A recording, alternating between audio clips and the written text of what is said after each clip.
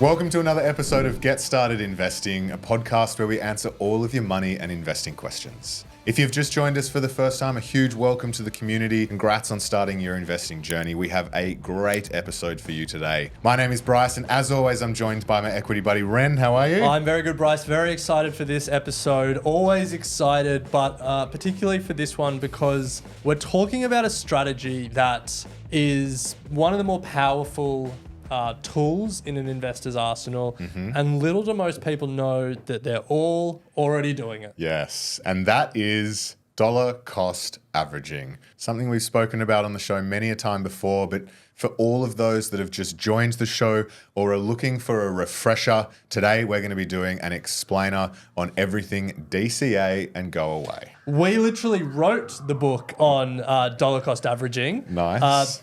Don't Stress, Just Invest, wherever good books are sold. But if you don't want to buy the book and you want to understand why dollar cost averaging is so valuable, then this episode's going to be for you. So what we're going to do, what is dollar cost averaging? How does it work? The benefits, who's it for? And more importantly, or most importantly, how to actually implement it. So let's start at the top. What is dollar cost averaging? So it's all about consistently investing the same amount of money into an investment at regular intervals, regardless of what the market is doing. So you can dollar cost average into anything. And anyone that owns a property, in essence, you are dollar cost averaging your mortgage down over time. True, dollar cost average. I'd never thought of that, but that is the behavior. That's why you're listening. Yes. So think about the concept of paying a mortgage down. That same money behavior is what we're doing with these investments here. Taking a chunk out of every pay and putting it towards your investment,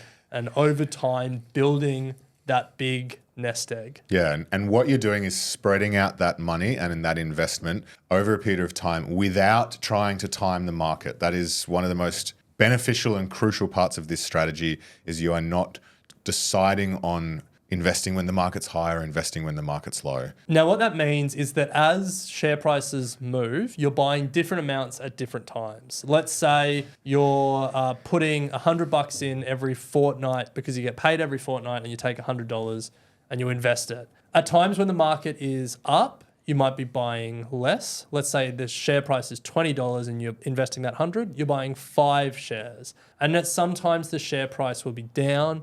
Let's say the share price is $10 one fortnight, you'll be buying 10 shares that fortnight with your $100. And so you're buying different amounts each time, but the dollar amount stays the same. And what that means is that over the long term, you're getting the average price. So you're not worried if you're buying, and when the stock's too high, or you're not worried if the stock's too low, because it averages out over time, and it means you're avoiding the extremes of the stock market. So that's the how. Let's turn to the benefits, or the why you would be doing this. And I think for me personally, and I guess widely regarded as one of the biggest benefits, is this is a great way to reduce the risk of making emotional decisions in your investing journey. When I first started out, I didn't employ a DCA strategy. I employed a Bryce is going to try and time the market strategy. And what that means is if you have a lump sum of money, call it $100 or $500 or whatever, and you think you're going to say, this month I'm going to invest it. If the market is ripping, you might think, it's high, I'm going to wait for it to drop. And so you won't make that investment decision. If it's low, you might think, I'm not going to invest it because it might fall further. And what you'll find is over a period of months, you may have made no investments at all. And so the purpose of the DCA is to forget the emotional side of that, forget trying to time the market, and just invest at a regular cadence regardless of what the market is doing. Yeah, love that. I think the best thing when it comes to your money is to build automated strategies that just take your thinking out of it, but also take your motivation out of it. And what I mean is that we all go through fits and starts when it comes to, whatever we're trying to do in our lives, get fit, eat well, work harder. or in this case, get better with your money. And so I think if you're not, it's not about I'm motivated to invest, I'm going to save some money and I'm going to find a place to invest it. And it can be more like this is a regular part of my routine that happens without me thinking about it, regardless of how I'm feeling about my financial situation. That's a better outcome because you're going to more likely to stick to it.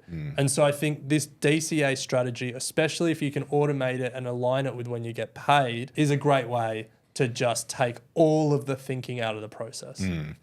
So it helps you be disciplined. It allows you to build wealth over a long period of time, steadily growing wealth. You don't have to worry about putting a large chunk in and then waiting for the next large chunk to come along. If you can manage your cash flow and put small amounts in over a long period of time, great way to do it. And as Ren said at the top, it's all about averaging that cost or spreading out the price that you're actually buying your investment, which has benefits as well. Yeah. Now, for the sake of completeness, we should talk quickly about cons. And there is one that often gets brought up when we talk about dollar cost averaging. And you'll see academic studies that compare having a lump sum and dollar cost averaging and what is the better investing strategy. You know, like if I had $100,000 today and I invested it in the market on day one versus dollar cost averaged over a year or 2 years. And so you can go and read those studies if you want. There's heaps out there. The point is most people don't have 100 grand sitting there. And so it's not really a true comparison because the choice is, do you dollar cost average over time, you know, as you get paid, or do you save up a heap of money over time and invest later down the track? And the benefits of just investing regularly, getting money into the market as soon as you can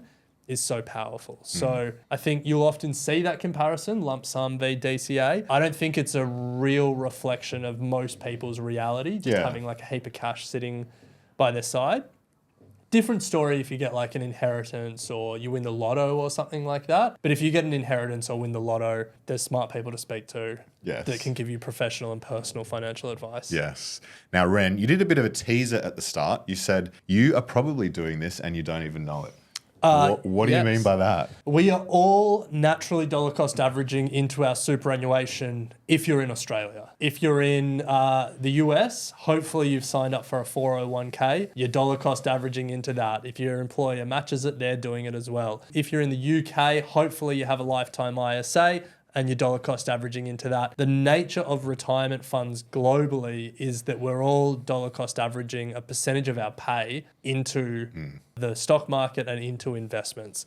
And so all we're trying to do now as investors outside of that retirement or superannuation environment is do exactly the same thing. Do what they're doing with our retirement funds for our nest egg that we can access before retirement. That's it. You are giving 11% of your salary, no questions asked, to your employer to DCA. So take that same mentality and bring it across to investments outside of super. So the question that you've posed before the break is, who is this strategy for? And like the easy answer is everyone. We're talking here mainly from the perspective of not so young investors thinking about decades into the future. And so for any long-term investor, dollar cost averaging makes sense. But in particular for any worker whose main source of income is a regular salary, dollar cost averaging makes sense because it's a process that you can build in to your money routine and when your pay cycles. But it's not just for those kind of investors. Like anyone dollar cost average. If you're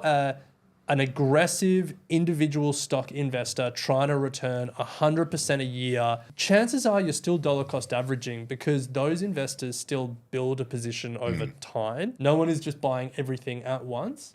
And so whether you're Warren Buffett or whether you're Bryce Lesky and everyone in between, in some way, shape or form, you're dollar cost averaging, and it's because it's so effective and so powerful. Yeah, it's something that experts have spoken about a lot on the show. If you do come into that bonus or tax return and you feel a bit nervous about deploying it all at once, then again, this is a great strategy to do it. As Ren said, the experts all do it. But Ren, how do we implement it? Because there are things to consider here. There's brokerage. There's you've spoken about automation. There's like, what do I actually dollar cost average into? Like, there's a lot of there's staying committed. There's the psychology of it. So let's talk through that.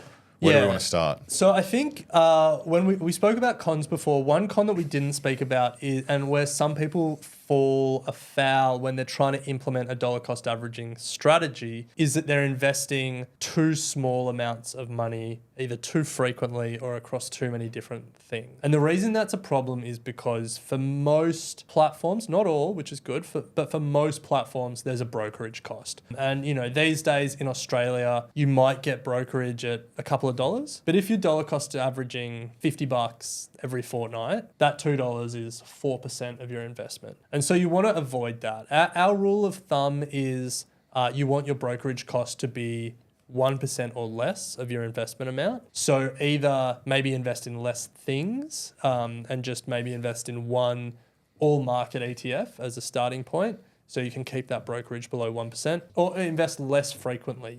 If you're planning to do it fortnightly, maybe do it monthly or something like that. To speak to personal experience, I was with a broker and I was DCAing into 4 ETFs every fortnight. The broker changed their broker pricing on those ETFs, which bumped me up to beyond that 1% per trade across each of the 4. So now I've had to change my investments to every month. I'm still investing the same amount over that monthly period, but instead of doing it every fortnight and paying brokerage on the fortnightly, I'm doing it monthly because now I'm below that 1%. Yeah. So the process remains the same, but I've just had to tinker with it. Yeah. So to go to how do we implement it, the first thing is figure out how much money you can afford to invest on a regular basis. Once you've figured that out, decide what you're going to invest in. Then find a platform that will allow you to do that and keeping your costs less than 1% of your investment amount. And then really it's about doing it. Now, there's 2 choices when it comes to doing it. We prefer one, but both are valid. It's completely up to you. The first is actually doing it every Yes. period. Log in. So if you decide that you want to invest every fortnight, every time you get paid, you can transfer money to your broker, you can log in and you can buy what you want to buy manually. And that might work for you because it keeps investing front of mind. The reward system of actually buying that investment might then keep you disciplined and keep you saving and keep you on track for the next few weeks, knowing that you'll get the opportunity to invest again. Some people love being able to touch their investments, look and feel, and be up close and personal. You still have to be very committed doing that. Yeah, though. Chances are life will get in the way at some point. Or you might log in and be like, not the time. And that would be a mistake. That would be a mistake. That would undermine this whole episode. Yes. But that's not the way we prefer to do it. Ren and I get our money sent to our broker. We then tell the broker platform, this is what we want to invest in. This is how often we want to invest in it. And this is how much we want to invest. And then simply from there, every fortnight in your case, Ren, or monthly in my case, we get a text message from the platform saying, congratulations, you've just bought X, Y, and Z ETFs. And away we go. Yeah, it's pretty great. It's pretty easy. And there are so many platforms now that allow you to do this. Most of the micro investing platforms have some form of dollar cost averaging. A lot of the brokers now allow you to do some form of automated dollar cost averaging. And there are new platforms coming to market all the time. The great news for us as investors halfway through 2024 is the race to the bottom is truly on. Everyone is trying to give us cheaper and cheaper access to the stock market. Everyone's trying to allow us to start investing with lower and lower amounts of money. So it's a great time to be an investor, but it does mean that there's heaps of choice out there about what the right platform is. And so I think I want to leave you with the thought that whichever broker you choose, you're buying the same things. If you want to dollar cost average into an ETF, whichever broker you choose, you're buying the same ETF. So just be confident that any broker that fits your needs is a great one. That's it.